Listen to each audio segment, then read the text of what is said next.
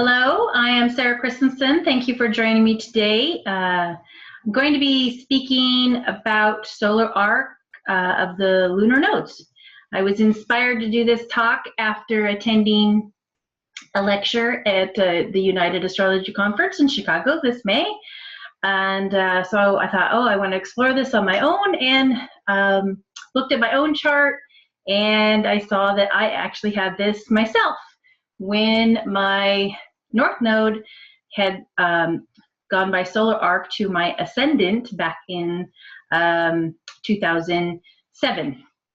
So first I want to explain the nodes and all of that. So I'm going to bring up my slides. Let me share my screen.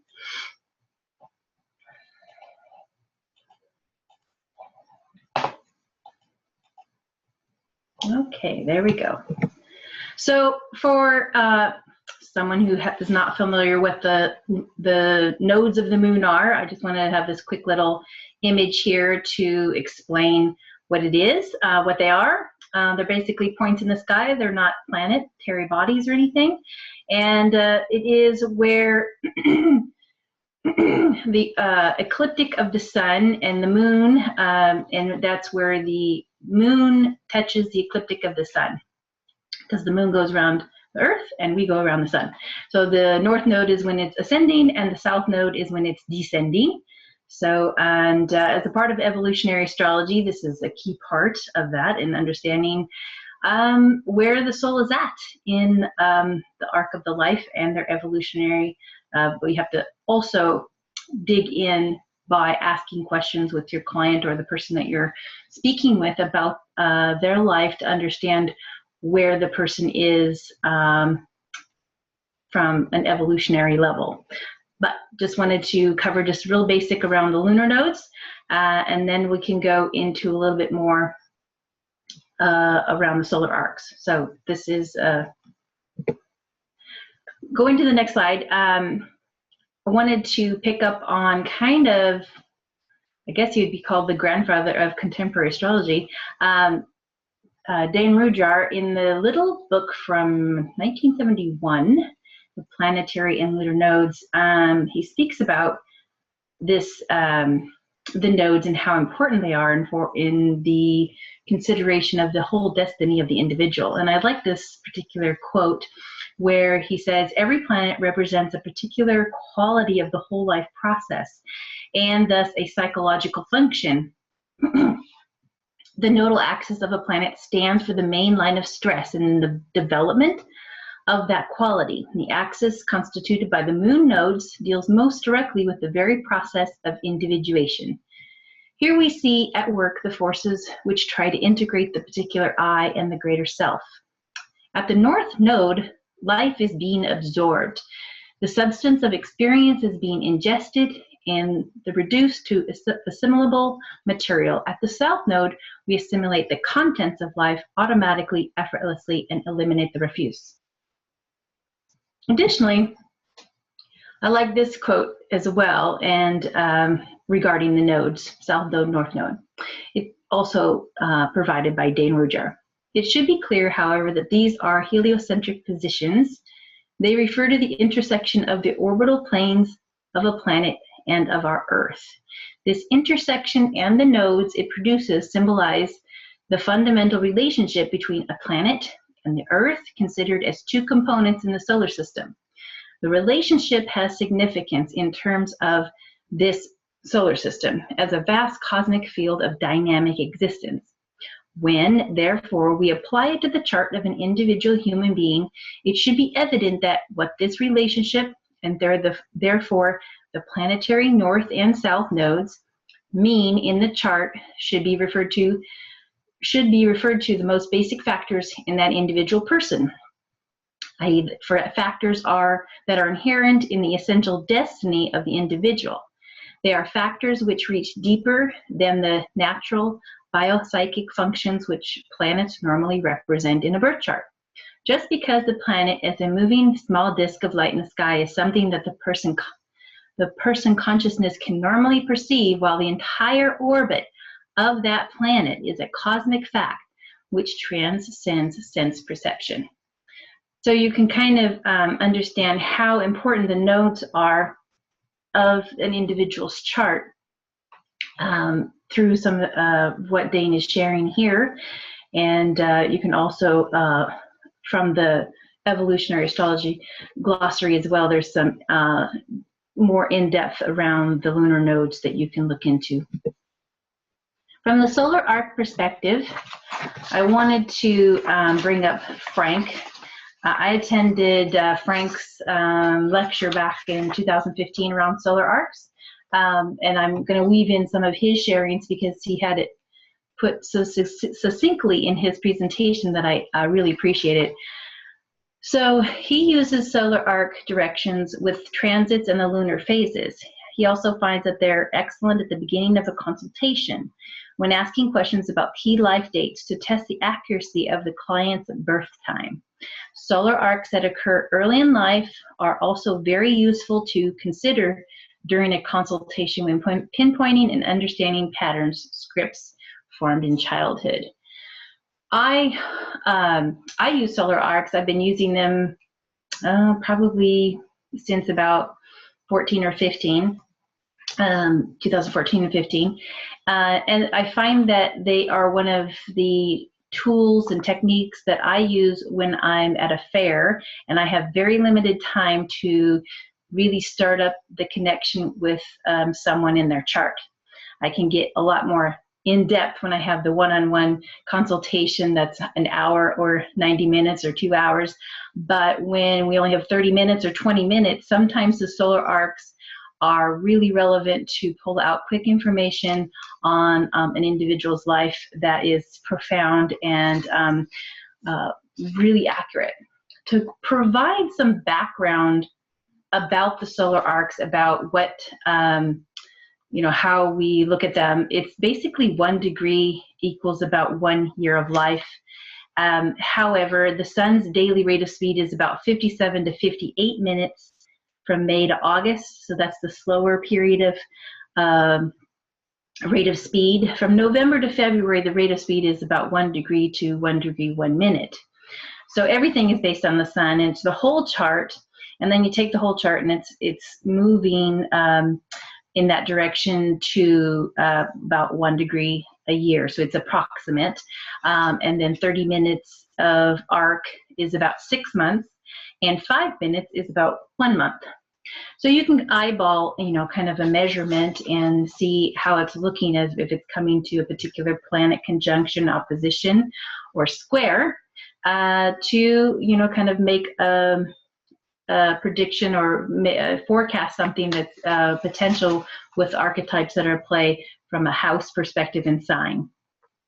So they move the whole chart forward. It's different that it's the same that in the secondary progress charts that the sun is moving at that speed, but in the secondary progress charts, all the planets move at a particular speed based on the calculation. It's kind of like the days after your birth for the secondary progression. Secondary progression kind of looks at the planet and the positions on whatever day after your birth so many years forward. Still 1 day, 1 degree for the sun in that consideration, but all the inner planets are going to have different speeds relative to what they are, especially we look at the secondary progressions for like the secondary progressed moon and so forth. But solar arcs is oftentimes another technique that astrologers use to look at forecasting for their clients. So I wanted to tie together the lunar nodes and solar arc as well to see what happens when it hits an angle. What are we looking at when the north node hits an angle? So I wanted to explore that, being that it's not necessarily a planet, it's just an angle, and also that sometimes people have planets on the angle, so that will probably be part of the picture that we take a look at. As noted, all the natal aspects in the solar arc will move together and they remain the same distance from each other. So considering orbs, some some use about 1 degree orb, 1.5 degree. I'll talk a little bit more about this when I get to another slide, but essentially we're looking at, applying to when it becomes exact, and then about 6 months after. So it's like 6 months towards and 6 months after the exact position. So we're looking at about the 1 degree, but we may see things that start forming around that archetypal picture, even 18 months out, depending on what else may be near those angles by planet. Like an outer planet may have more significant in terms of how it may form. Okay, so mostly we're going to look at the hard, like conjunctions, squares, and oppositions before we look at any other aspect in the solar arc. And what's key is also that we're looking at if the solar arc is moving into the beginning of a sign, or if it's exiting like a sign as well. Those might be key periods when it's at the 0 degree mark or the 20 degree mark. There may be some specifics around that. And also when it may move into a new house.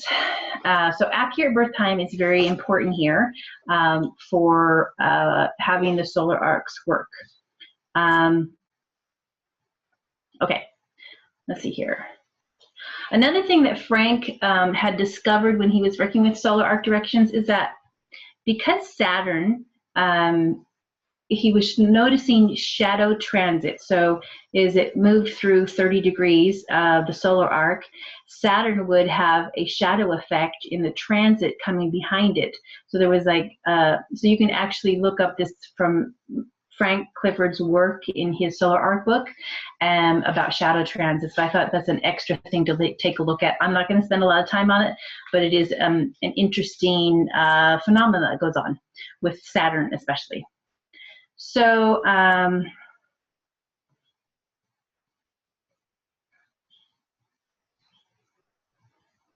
okay, so let's go to the next one. Also, Noel Till's book on solar arcs was my first book that I purchased for understanding solar arcs.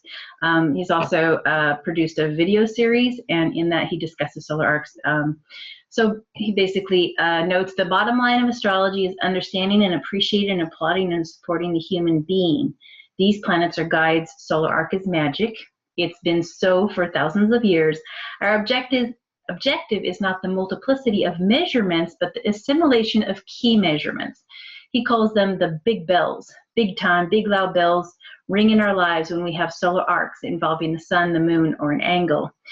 The planets are guides to us to help us learn about life. The fear of counseling is our lack of confidence that we have anything significant to say. This was his quote in his DVD series.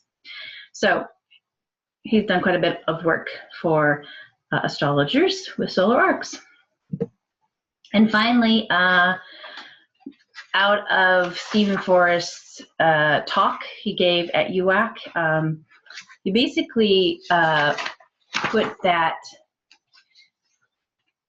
looking at kind of how the lunar nodes and the solar arc come together when they're coming to an angle, or especially to a planet also that's square the nodes, was included in that, and in one of his sharing. So his quote is that that's when the karma wave breaks and ripens, when the temptation arises circumstantially to make the same mistakes that you've made before. It's very substantial temptation. It's motivated by habit, the habituation, and the opportunity to see it differently and to get it right. The nature of the position of the south node by solar arc interacting perhaps even more deeply with the nature of your natal south node of the moon. Big subjects, but they will describe the nature of the habit, the nature of the trap, the thing to watch out for. It's a word to the wise. No more than that. The nature of the natal north node and the nature of the solar arc north node, that is the shift of attitude that will help you go forward. So essentially, what he was trying to say is when this is coming in, coming online, basically, by the cycle of movement. Essentially, it's kind of things coalescing to set the stage again for an experience that you've had it before, and you're going to see how it comes again. So by synchronicity, here it is. Maybe have different faces, but it's the same thing for you to try it again. And the evolutionary, what are you going to choose this time is up. So it's like when he was describing karma, it was like the habitual nature, which I also read in the EA glossary is also the way it's described. It's the habitual repeating patterns of behavior. And so the solar arc of the lunar nodes kind of gives another, like, one big moment, that because it's not often that it's going to hit an angle, that you can see at work, and having the opportunity to try to evolve from what you had done before. So Stephen Forrest actually talked about a 2.5-degree orb for the solar arc. So he is just a little bit wider or extended period of time of before and after, but essentially it's like a whole year. So in the middle would be the point that it was exact, and then you have 6 months on either side, but it could be that it goes a little bit further for the 2.5-degree orb. Because in some of his examples that he had at that UAC lecture, were including about a 2-year window. So you can see things maybe starting to line up even a year before or 18 months before exact.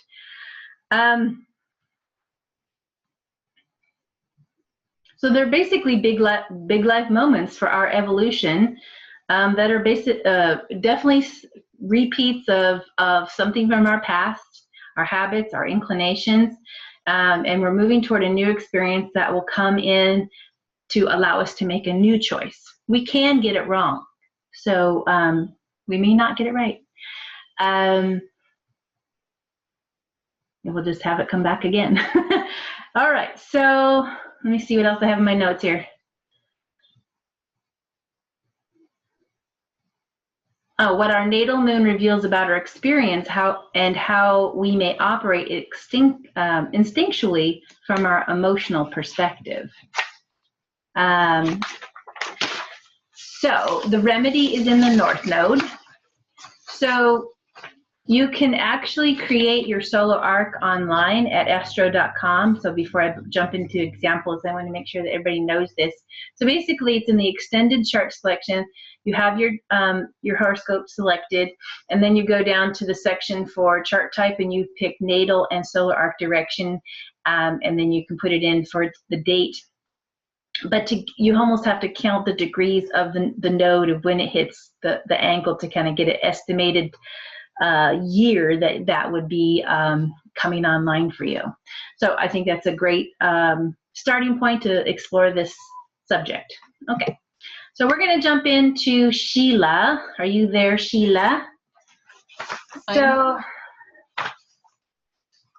this is Sheila's natal in the inner wheel, and then the solar arc of her North Node to the IC. You can see that in Aries, yeah? So this was about June of 2005, basically. And but we have a couple of things that I immediately noticed also as a part of her chart, is that she has a lot clustered around her midheaven, which would be where the South Node is going to. And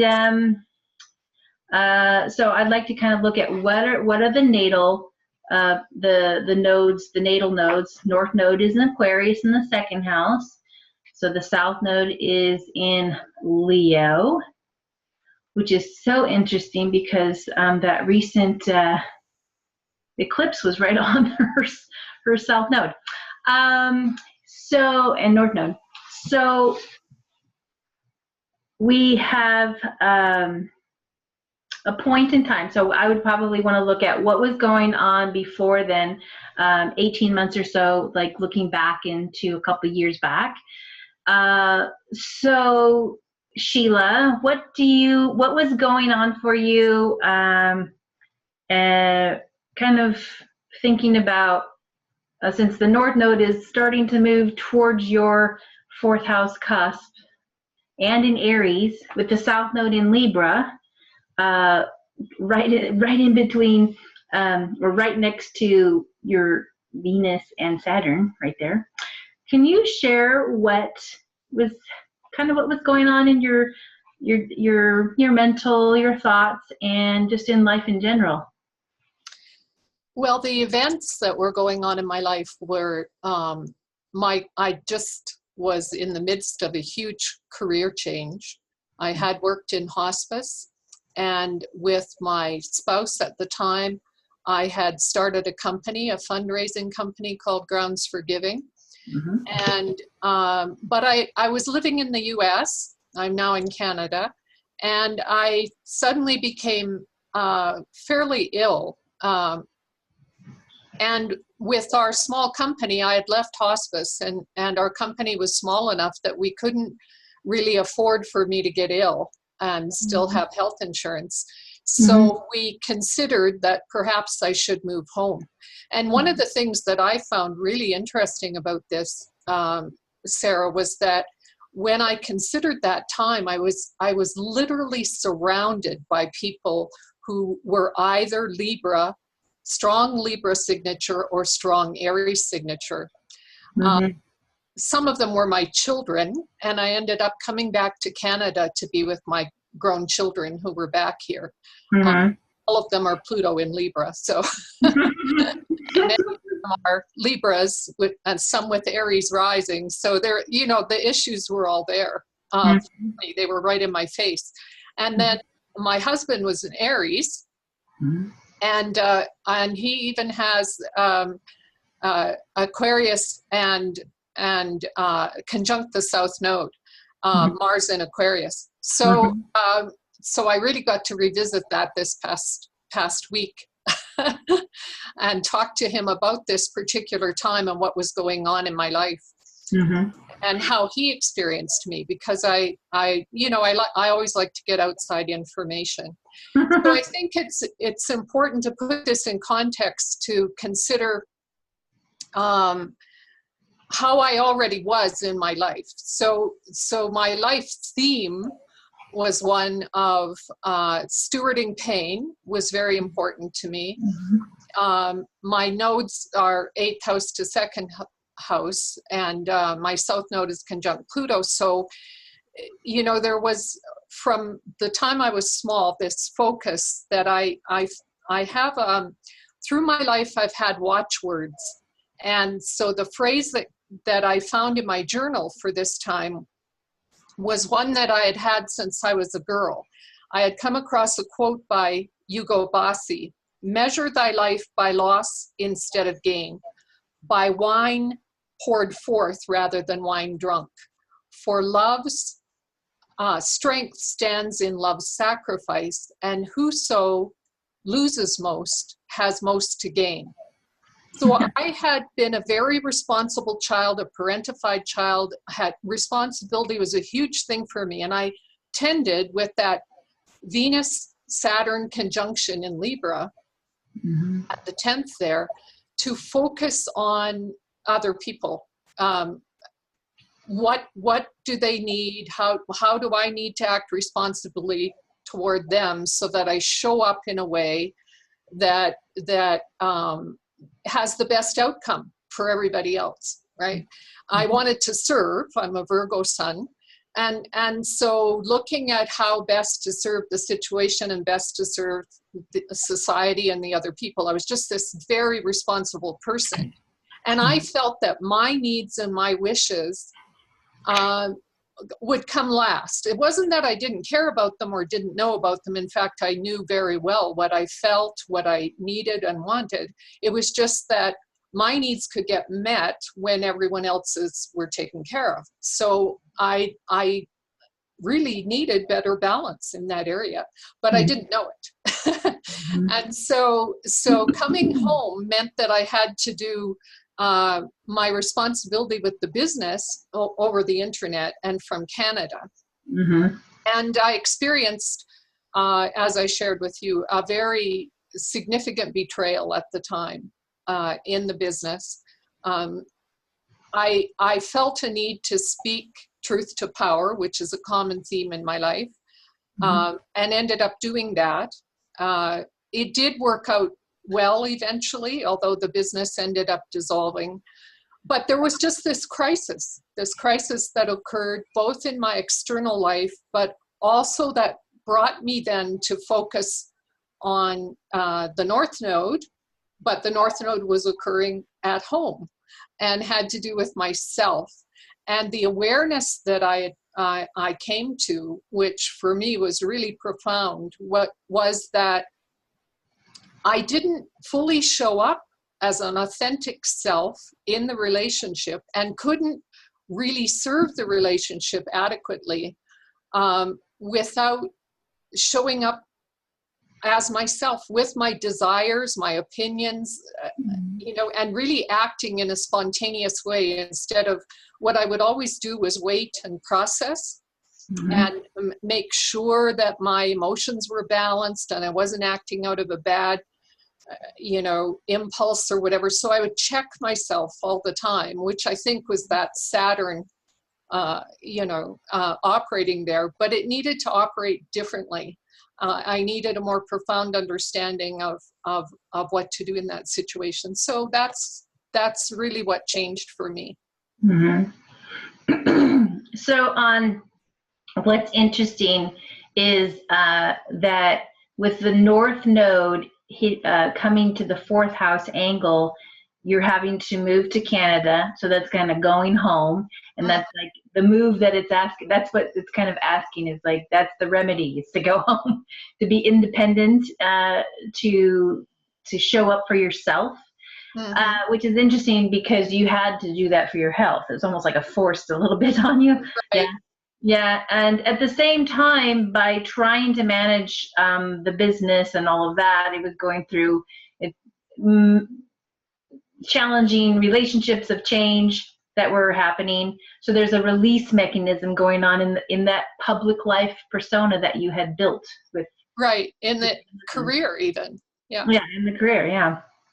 So I can see both happening. Both are, and the actions that you took show me that I don't know if it could played any other way. And you even came out with, understanding the Aries part of it, as you described to me. What were your words that you said? Like you looked at the way he had maneuvered, even though it was a sting on you in that betrayal, and yet you were, you're like, wow, that was a pretty good strategy on his part. You know what I'm saying? It was, and he acted out of his, this is my husband we're talking about, my ex-husband, and he acted out of his Aries nature, which I had become familiar with, which I think I needed, which was why I drew him into my life earlier anyway. This was a later relationship. It wasn't the one, he wasn't the father of my children. But I learned so much about Aries from him. And then I got to experience him do this where, in the business, I had brought forward that the person we'd hired as CEO, I had a lot of reservations about as a therapist. And I brought that to the board, and unbeknownst to me, my husband said to board members, oh, this is just her daddy issues. And I think that's really quite profound, because we're looking at the 4th house and the 10th house axis. And so this was, my father from home, my relationship with my father.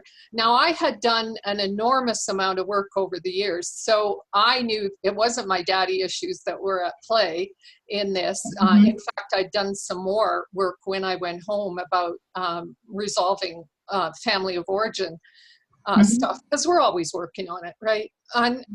But this is, the South Node and Pluto conjunction crossing that MC. And so there's this dissolving and this loss, and this letting go and release, and really letting go of of all of that. But I really did feel, and I told Sarah this, I really felt that when my husband did this, I thought, oh, good shot, nice aim, you know, because it was perfect. I mean, he really chose well. He was a good warrior, and so that awoke in me my warrior woman, and so I armed myself better by going to an agency that took a close look at the business and at the CEO, and then I brought that information back to the board. And so that was really good because I you know, my nodes are Leo to Aquarius, so I am supposed to bring my knowing and have it heard. You know, I have Juno in the second house as well, so I can sabotage myself or be betrayed there. And I was determined, no, you know, this is, it's about me being responsible in a new way to the company. And I'm not going to fade into the background, but I'll come back better. Yeah. That's interesting because you really did move towards that North Node in this experience. And that's what it was calling you to. That was the remedy here. And it definitely sounds like those were steps that you did take. And also after we talked, I noticed just from the fact that you went home because of health, and then I look at the Jupiter is sitting right on the cusp of the 6th house, and Venus is the ruler, and Venus is right there with Saturn at the top of the chart. So it's kind of like, you know, in there as well. So it's like, wow, it's all kind of tied in. As well as Mars in Sagittarius over there right on the ascendant, and it's ruling the Mars of the or the Aries of the 4th house. Yes. So that it's profound because this is a distinct moment, a year in your life, or even like 18 months, 2-year period that this is happening. Now there's other transits, of course, going on at this time, but this is like the nodal, the lunar nodes going by arc to these angles. Right. Definitely, you know, in what part of your life, going home, and also the public life being affected here through choices and things like that and relationships that you have. So what was also so wonderful, Sarah, in just working this through with you and seeing it was, you know, I like anything that helps me to trust the process of life better, right? Yeah. And to really see how the universe prepares us, and to see all these Aries and Libra souls around me. It was like, you know, the universe had just sent all my angels, yeah. you know, to carry me through that moment. And I really, really enjoyed this process. So yeah. Well, thank you. I'm going to move on to the next one so we have enough time for everybody. So thank you so much, Sheila. That was great. I think it was a great example of this, the lunar nodes and the solar arc. So, all right. Thank you so much. The next one is CarolynSharon. So, hello, Carolyn. Hello, Sarah. Hi. So, let's see here. So first off, we want to look at where her nodes are. We've noticed that her natal lunar nodes are in the 1st house and 7th house. We have South node in the 7th house in Scorpio, and the North node in Taurus in the 1st house. So I would anticipate that part of the experience is tied into her relationship with herself and her identity, and also other people. So we're looking at the lunar node here, or excuse me, the solar arc. We see the North node on her IC, her nadir here in the chart, and the South node is at the midheaven in Capricorn. And so this kind of became exact or around July of 31st of 2017. And in my conversation with CarolynSharon, I found out a couple of things that were going on for her at this time. But I also want to point out that I think that I would go even 2 years back as a part of this nodal, the solar arc for CarolynSharon. The reason I look at that is because of what she was sharing about her career, because she had ultimately retired from teaching on February 2nd of 2015. And I think that kind of set up for this as well. That would be like the early on. But in the summer of 2017, she had signed up with Kapacha, and he had shared with her about be her own mother. And I thought that was an interesting, and she felt that it was true for her, which is interesting because that's that North Node in Cancer and taking care of herself. And she also shared that there was like a kind of having a moment of from her experience of participating in the EA Zoom meetings around increasing her social skills and whatnot, but all around this particular moment, this month in July of 2017, she had listened to one of our speakers and had like a really huge opening. That speaker was Jason Hawley, and his talk that kind of really opened up something for her, for CarolynSharon, was the talk that he did on Arcadia. So if you ever want to go back and look at that. I don't know if it was saved or recorded, but anyway, essentially that talk, from all the other stuff that she had been doing in the 6 months prior, with her astrology, it was kind of the cracking of the mystery. She also read the document he had prepared, and then listened to the case history that was shared during that talk, and it was just spot on for her. So when she was looking at that, and then she was discussing this, where she was at from her inner world with her therapist that she had been working with since 2016. And this was kind of an opening moment. It had, kind of gone along, but this was really significant, and it really stood out for her. And felt like, I felt like I'm almost a hermit after her retirement. But you also mentioned something about your back, Carolyn, that I can't remember. You said Saturn in Scorpio at the time, or that it is in the solar arc as well. And can you tell me what was going on with your back? Because I think you were mentioning you had back issues. I did. I had an infection in the middle of my upper back. Mm-hmm. And, it was directly across from my heart, Mm-hmm. which apparently was significant. I'm Neptune in the 6th, conjunct my sun. So what's happening emotionally, psychologically, is often played out in my body. Yeah. And they're in Virgo as well, and it's the ruler of the North Node in Arc to the 4th house cusp. yeah. So it is tying in that, yeah. So I really had to take care of myself. I had to go to the CLSC, which is a clinic that Quebec has. Mm-hmm. And I had to be poked a whole lot. Yeah. It just had to be done.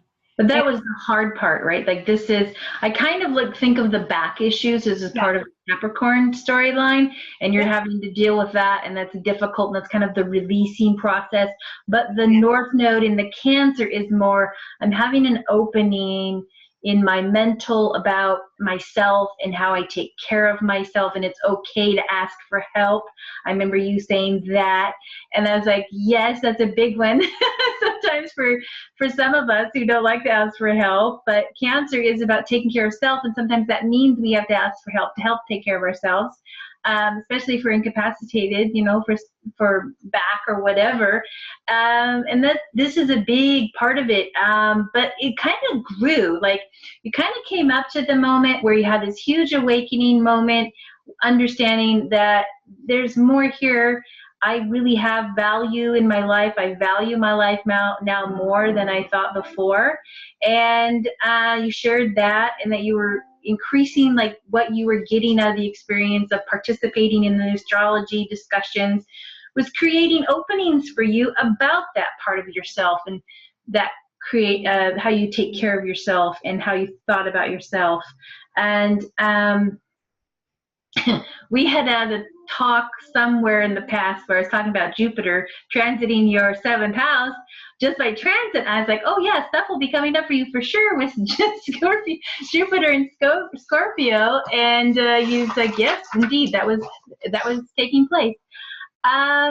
So you really kind of came home to the first time in decades that you had the feeling that life is worthwhile. That my life is simple. That's your natal north node in Taurus, having this realization about yourself and your self-identity, that it's worthwhile, and really owning it, right? And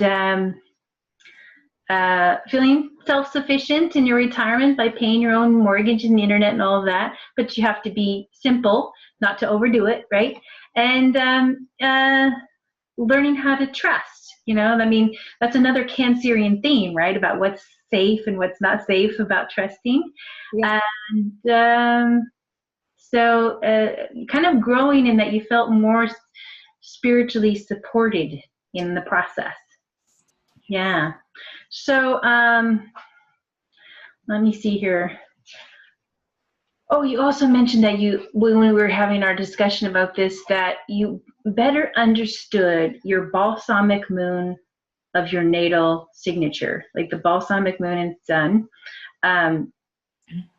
as a part of this understanding all the parts and themes and experiences of your life and where you've come to since in the last, say, year and a half, yeah? Something that Kaipacha also said was I was a woman who had lost herself. Yeah. So when I understood the balsamic moon, I understood how my life flowed, and that I wasn't to beat myself up because I didn't have friends from 50 years ago like my older sister with an entirely different chart. Mm-hmm. So it was the beginning of the taking off the I'm different, mm-hmm. And accepting that. Yeah.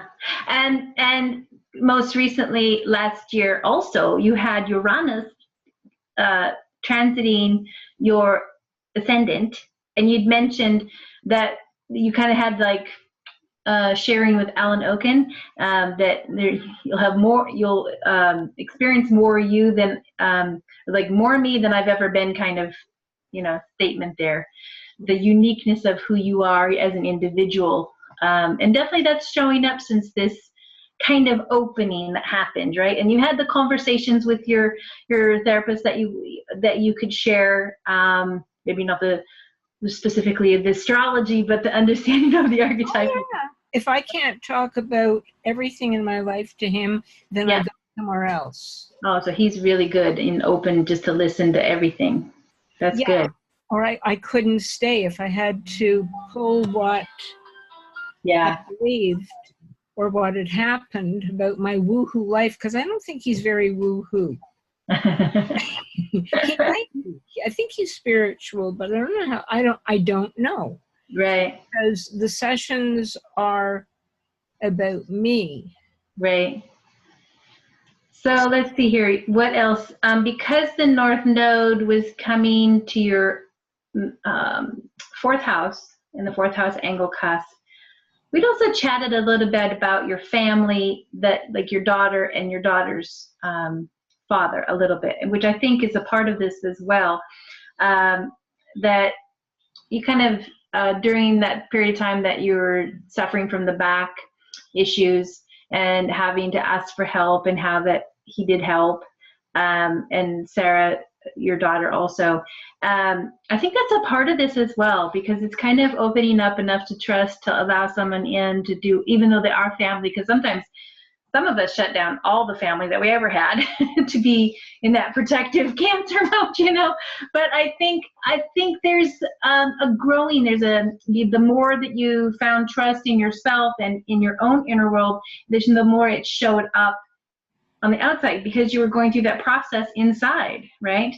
And I think that continues to let more light in, so to speak, right? So I really think that you really are seeing the remedy of the North Node in this experience as you continue to trust in your life and others that support you, family, but your own self-security of who you are, just as you are, right? Like that's the biggest one I hear in your sharing. And that you've gone from like having that understanding of yourself, Node in Scorpio, and that experience, but the simplicity that you are finding from your North Node in Taurus as you've kind of moved through life. And especially from our conversation, it sounds like that simplicity is where you find your ease. Yes? Yes, very definitely. If it's not simple, it's not for me. And I can look at it and I can play with it, but I used to live from a place of drama. And the end of the world doesn't happen every day anymore. Drove my mother nuts. Did I miss anything? So you definitely saw that last year was a big year. Yeah. But I think that from that, there's other things have flowed since then, is what I have. Yeah. I really thought, I was quite surprised when you said that apart from this one thing that had been uncovered in my subconscious, I would have other revelations. And I thought, but I've done my work. This is I've done that.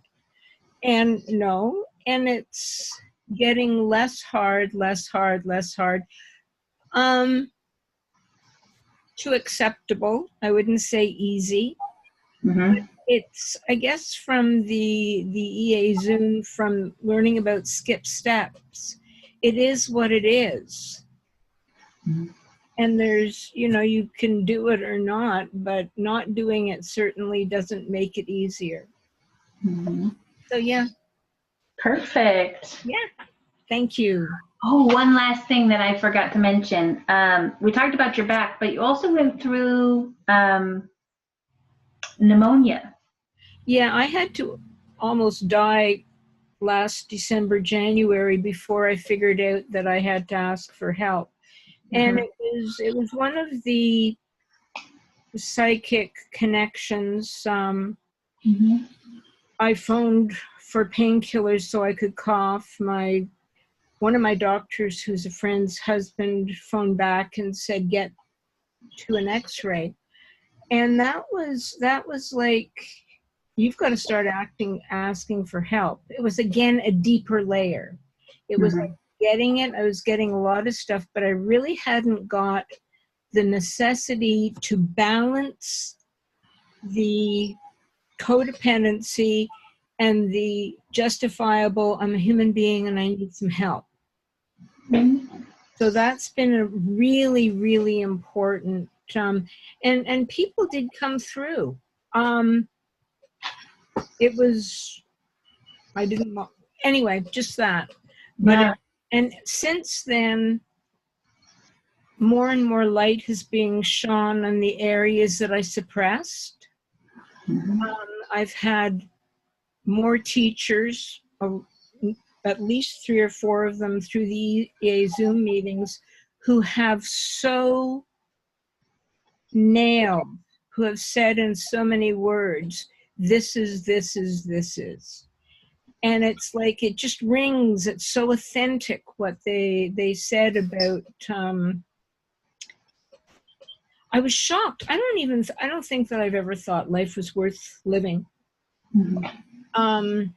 I had a past life regression and I was screaming that I didn't want to come back. And there I was. And this was really after Ryan Evans' talk. It was like,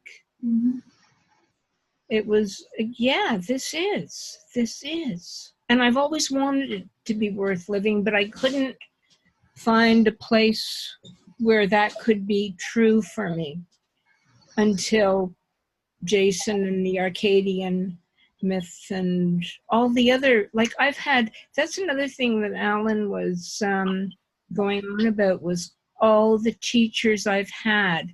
And I swear, many of them have been through EA Zoom. Many of them. And it's not just, oh yeah, that was interesting and that sounded good. It was like, wow, epiphany. Oh. Yeah, I think I definitely see this as a significant point in time for you. And in your example, even as well as Sheila's, is emphasizing the importance of the moon when we're considering the lunar nodes, right? Like the moon is such an important piece in the pie when we look at this, definitely for you because of the Cancer part of it, of where the node is and where it's solar arc, and that whole combination and where you're evolving. I mean, you definitely hear in your example and in your sharing, even though you moved through some illness and difficulties, it's kind of like it set the stage for having to understand as a human being to ask for help, and that was a part of loving yourself. That's the Cancer of self-care, right? Yeah. Because we have to come to that. That's a huge part of that. So thank you so much, Carolyn Chen. That was I appreciate it so much. I'm going to move on really quickly to Kimberly. Thank you so much again. Hi, Kimberly. Hi. Now, Kimberly, when we ran her numbers for her solar arc of her nodes, excuse me, we realized that she's coming up on it. It's not quite exact yet. So basically, Kimberly's going to be setting up the state. This is going to be, kind of the synchronicities of her life will be coalescing to bring this to her in the coming year. So all of next year is probably going to be as it moves towards January 31st of 2020, when the South Node reaches her ascendant and the North Node reaches her Sagittarius descendant. So this will be what she'll be taking a look at. So as we've learned, the North Node and South Node natally for Kimberly are in her 5th, and North Node in the 5th, and South Node in the 11th. And in your sharing, definitely relationships, your boys, 5th house, seem to be part of your nodal story when we look at your nodal transits, right? So, but this is an arc. When the arc happens, the solar arc, it's going to be about your own identity going through some significant change around this, but it will influence kind of and touch on the themes of your natal lunar nodes. And your moon is also in the 7th, closely conjunct within 4 degrees? Yeah, 4 degrees of Neptune. So, which is an interesting combination of moon and Neptune, right? So I think we were discussing that you can see the themes possibly around your boys, yeah? Yeah, definitely. I have 2 sons, and they've been a big part of my life. We've had a lot of ups and downs and all of that fun stuff. Yeah. And so we don't know what's being set up for what will be discovering about this part of your life, right? It's a bit of ways. It's what, 14 months or so, 15 months? I guess no, it's more than that. It's 18 months or so, excuse me. I'm not adding very well. So when you took a look at this and started kind of exploring your nodes from just like your nodal returns that you've had so far, what do you think, do you have anything you wanted to share there? About the nodal returns that we talked about? Yeah. For me, I noticed a lot with my, I have my North Node in Libra at the 29th degree. So I noticed, I'd never actually looked at it this way before, but with the nodal returns, I was able to see some very significant pieces of, incredible injustice in my life. And then also the flip side. So, I had some experiences that really came to life during my nodal returns. Right. That kind of highlighted that. Yeah. Well, definitely want to stay connected and see how this transpires for you. I'm very interested because we have the nodal stories that happen when we have our nodal oppositions and the nodal returns, right? But the arc, it brings in something else about your own identity and your relationship with others in some way. It could be your own mother and motherhood because of the moon in the 7th, because the nodes are coming to those angles, ascendant, descendant, and yet the nodes, the lunar nodes of the natal have had kind of a repeating theme, so maybe that will be a part of it. We don't know yet.